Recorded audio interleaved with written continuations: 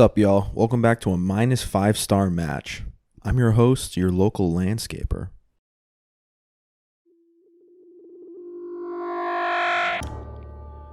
You got a lot of nerve showing your face around these parts after that noise music bullcrap you pulled.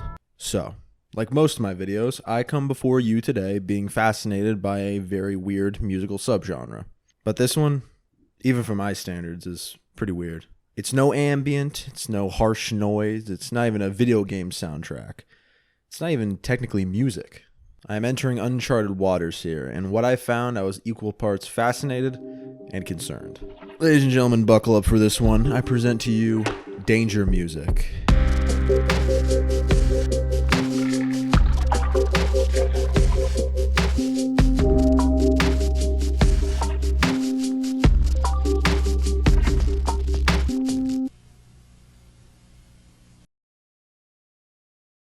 I'm in my vacation home right now from all my YouTube money, and it's really fucking hot here, and I don't want to hear any comments about anyone saying how greasy and sweaty I look. Shit happens. Deal with it. Alright, let's jump into the shallow end of the swimming pool. Danger music is a form of very experimental performance art that can date back to around the 60s. The concept of danger music is that the performer is putting themselves, and even potentially those who attend, in harm's way intentionally. Whether that be with their instruments, foreign object, or even their own bodies. I mean, you could have probably figured this out yourself. I didn't have to go all electric company on you. You know, like danger music. Dangerous music. You get it. But this isn't your average punk mosh pit or even a particularly aggressive Playboi Carti concert. This is real danger. Audiences who attend danger music shows know that there's a risk that they can be altered or seriously injured by going to these events. Now, I'm not the first person to talk about this, nor will I be the last. I think the most well-known one is by my good friend Pad Chainton, who did a video on Japanese punk rock band Hanatarash. Hanatarash is a name that comes up constantly when researching danger music. The band is infamous for these extremely dangerous and violent live performances. Their claim to fame from one of their most dangerous live performances is when one of the members of the band drove a fucking bulldozer through it and just destroyed the entire venue. And there are other punk/noise bands that could be classified under the danger music name, like Crash Worship, Cosmic Coincidence Control Center, and Farmer Joe and the Ignorant Corpses are all known for their extreme live shows and performance acts. If you'd like a more detailed look on Hanatarash specifically, as they pertain to danger music, I think I will direct you to the Pad Chainton video. It seems to get the job done pretty well. Only because I'm not going to be focusing on Hanatarash in this video, I just wanted to give them a passing acknowledgement for what they contributed to danger music. Because bands like Hanatarash fall into this subcategory of danger music, where they do have these extreme elements to their live shows, but they're still technically performing music. It's dangerous because of what they do during their performance, not the performance itself, if that makes any sense. Now, before we continue, I think I should address the elephant in the room. I'm not going to condone nor condemn the actions of, purposely maiming audience members or the performers themselves. Just think of me as a passive narrator, just giving you the scoop.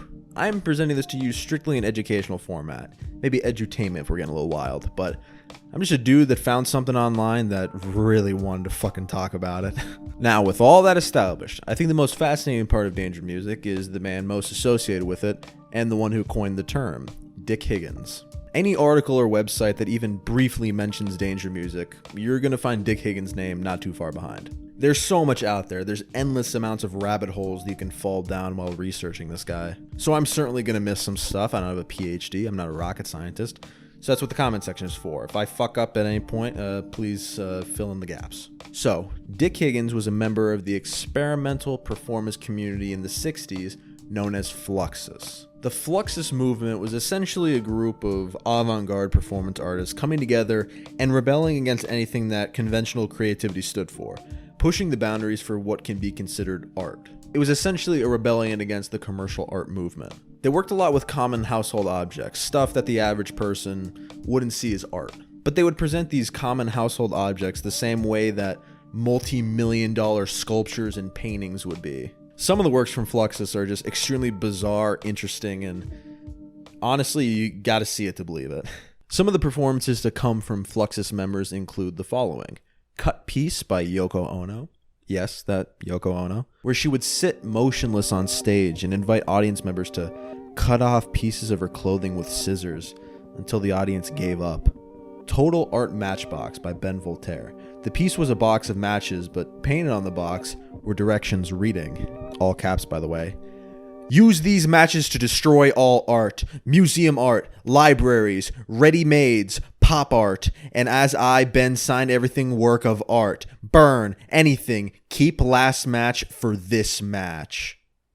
End quote. And The Licking Piece by Benjamin Patterson, where a, quote, "shapely female," end quote, would be covered by, quote, "whipped cream, topping of chopped nuts and cherries is optional," end quote, and licked by audience members. This is some truly bizarre and, dare I say, twisted stuff. There are a bunch more members and countless more art pieces, so if you'd like to go on a little deep dive of your own through the Fluxus movement, I'll try and leave a link in the description to the best avenue to find that stuff if you're curious.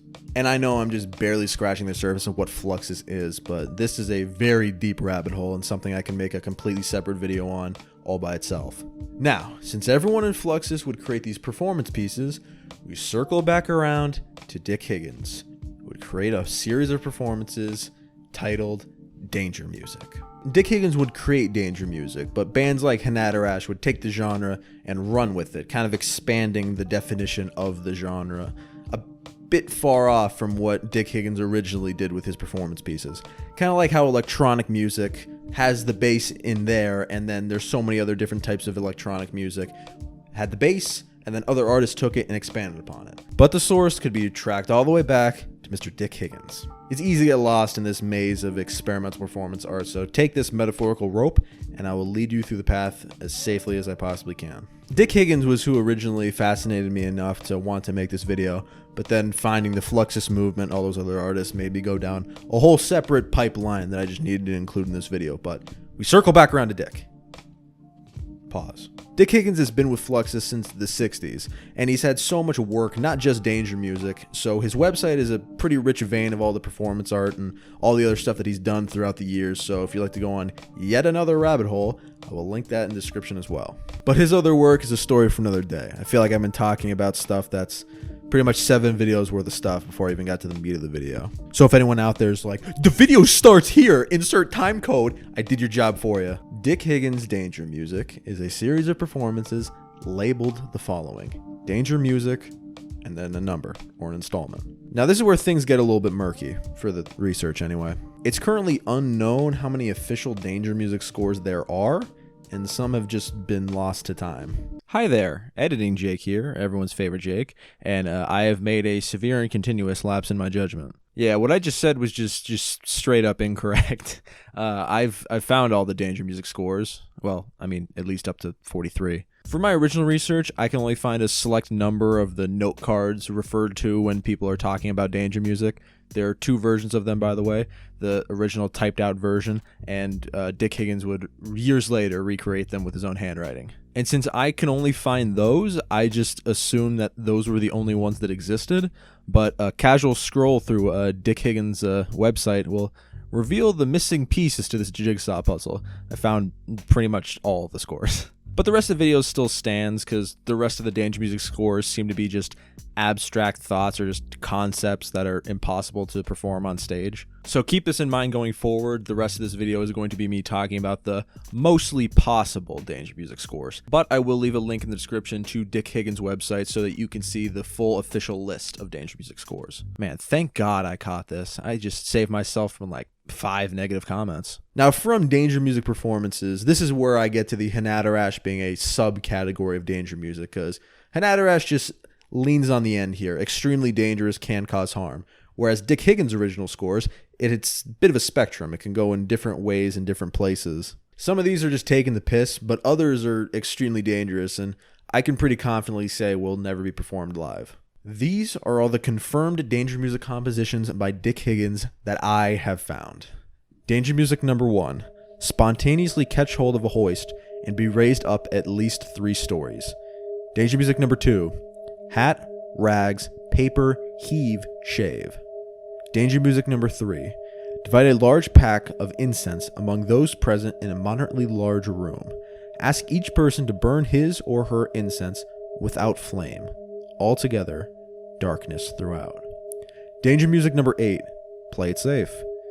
Danger music number 9 for NJP, volunteer to have your spine removed.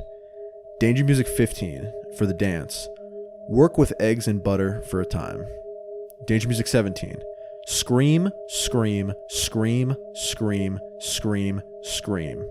Danger music number 23, 18 happenings in 6 parts, sandwich, 7 men can't lift it, very solid. Danger music number 24, find it, attack it. And danger music number 41, take off your old coat and roll up your sleeves. I think it's very fascinating looking at the human psyche in this way of turning just absolute nonsense in some cases, and other cases, some very secretive language into performance work. That's kind of why I was so fascinated by this in the first place, because it's a look inside of the human mind. Find it, attack it, work with eggs and butter for a bit, volunteer to have your spine removed. Like, psych majors can only wish they could find shit like this. Come on, dude. The legend of danger music continues to live on, even after the death of Dick Higgins in 1998. People in Fluxus credit Higgins as a pivotal and important member of their movement, from all his contributions with danger music and his other scores. Some of his works have been replicated years since his passing. A popular one is danger music number 17.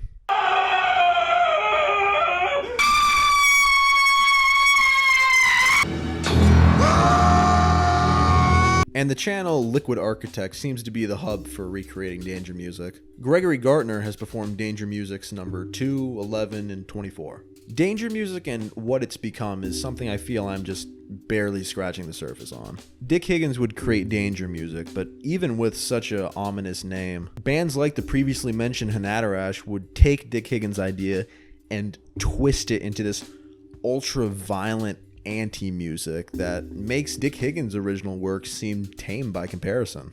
Dick Higgins' danger music took on this banner of rebelling tradition, and the punk rock ethos kind of matched that pretty perfectly, and in some circles performed Dick Higgins' danger music on crack, essentially, away from the irony-drenched messing with traditional performances, and taking the mostly metaphorical and conceptual danger from Higgins' work literally.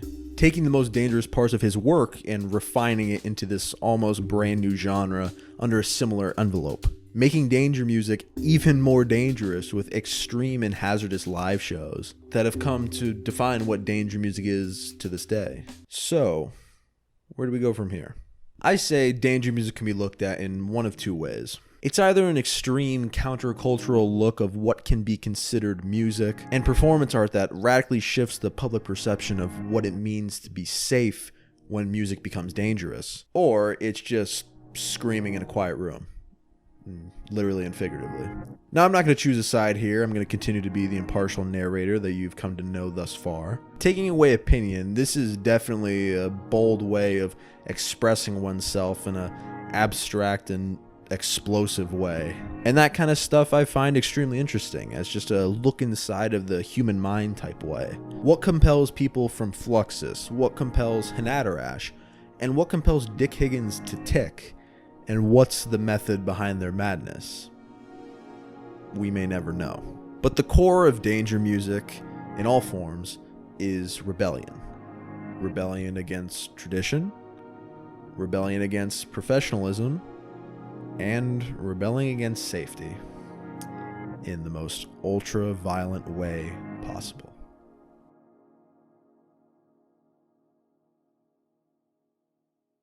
Thank you for watching. Oh boy, if I wasn't scared of abstract genre pursuits before, oof, this comment section's gonna light me up. This was the most research I've done for a video in a very long time. Like some school bullshit, fact-checking and citations. And like I said, if I missed out anything, please drop in the comment section. I am not a genre Dick Higgins Fluxus danger music specialist. I'm just a dude with a camera that thought it was cool and I want to tell people about it. And this isn't an easy topic, like just a cool electronic album I found on Bandcamp. Some research needed to be done. Quick want to plug my links, socials, obviously. Check out the Big Fish podcast, where I interview people in the music and, online content creation scene. I'm bringing that back up. It's pretty cool. There's video now. There's actual video to the Big Fish podcast. So now you don't have to just look at a soundboard if you don't want to watch a little bouncing wave anymore. So that's there, and it's still on streaming services. If you want to check that out, it'd really be appreciated. Also, the Good Enough podcast, where I sit with another group of some goons, but it's more consistent. Every single Monday at around 1 p.m. EST, we drop a new episode, and it's pretty lit, so go check that out. It's a nice, fun time, and they're cool dudes on the podcast, Luke and Jackson, so go check that out. Also, check out my Patreon for bonus content, early videos. My patrons are actually watching this video early right now. Hi, patrons, what's up? Did I do good? Was this cool? Who knows? They can tell me, because it'll be out before you fucking know. God, I look so fucking sweaty. Holy shit. But yeah, that's about it. Go check out Fluxus. Go check out Dick Higgins' work. Go check out his website. Just go check out everything I mentioned in this video, because it's a doozy. But as long as you remember that Danger Music 59 will forever be known as subscribing to a bucket of Jake, then you're good to go. So thank you for watching. I appreciate it. And have a pleasant day. Should I mic drop? Should I do it?